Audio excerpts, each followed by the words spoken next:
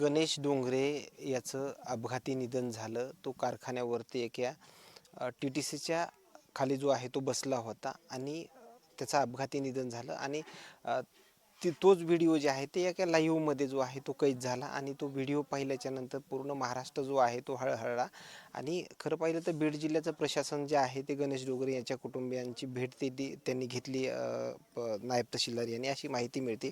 मात्र त्यांच्याकडून कशा पद्धतीमध्ये प्रशासकीय हालचाली आहेत आपण जाणून घेण्याचा प्रयत्न करूयात. याच गावातले गणेश डोंगरे यांचे नातेवाईक माझ्यासोबत आहेत. काय नायब तहसीलदार इथं आले होते अशी माहिती मिळते. एकूणच त्यांच्याकडून प्रशासनाकडून काय हालचाली आहेत?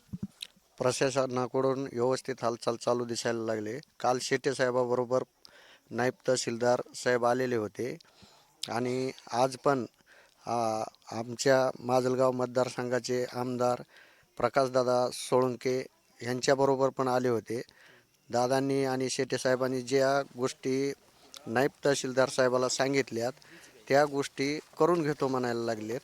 बाकी आता जे प्रस्ताव जे आहे ते पाठवण्याचा, ते कोणत्या योजनेच्या माध्यमातून प्रस्ताव पाठवण्यासाठी प्रशासनाच्या हालचाली आहेत नायब तहसीलदारांच्या, ते असं काही माहिती, काही योजना वगैरे सांगितली?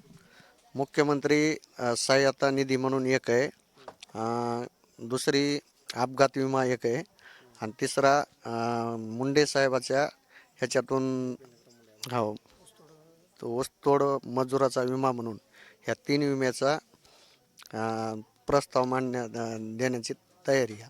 बाकी प्रशासकीय यंत्रणा जी आहेत, ते 3 लहान मुले आहेत, त्या संदर्भात काही चर्चा वगैरे केली किंवा त्यांना आणखीन काही देता येत आहे का, असं काही चर्चा वगैरे ऐकायला मिळाली? ते आणखीन तर काही नाही. परत काय मदत देता येईल ते देऊ म्हणतात नायब तहसीलदार. काय नाव तुमचं? माऊस भाऊ तुम्ही त्यांचे? लहू पांडुरंग नागरगोजे. प्रॉपर ह्याच गावचे? नाही, मी मोरेवाडी. ओके, धन्यवाद. खरं तर गणेश डोंगरे यांचे नातेवाईक जे आहे ते त्यांच्यासोबत झालेली चर्चा. मात्र आता कुठंतरी प्रशासन जे आहे ते या प्रकरणासंदर्भात जागं झालं आहे आणि हालचालींना जो आहे तर प्रशासनाचा वेग आला आहे, आपल्याला असंच काहीसं म्हणावं लागेल. मात्र हा प्रस्ताव प्रशासनाकडून कधी पुढे जाईल आणि त्याला मंजुरी मिळेल का, मदत या कुटुंबाला मिळेल का, हेही पाहणं तेवढंच महत्त्वाचं ठरणार आहे. मात्र आणखीन काही नवीन अपडेट्स मिळतील का, हेही पाहणं तेवढंच महत्त्वाचं ठरणार आहे. कॅमेरामॅनसोबत सूरज मीडिया, बीड, वडवणी.